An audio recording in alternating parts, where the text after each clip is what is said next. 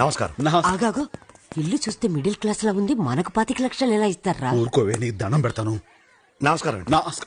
ఏంటి ఒరే, పిల్ల తండ్రి మరీ నల్లగున్నాడు, పిల్ల ఎలా ఉంటుందో ఏవో ఒక 5 పెంచేస్తా. అరే అల్లుడు బూతులు మింగే మింగేశా.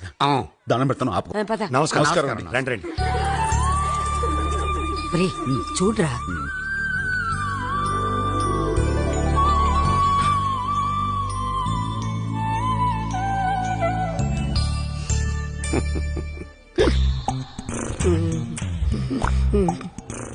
మాయా, అమ్మాయి బాగుందా? చాలా బాగుంది.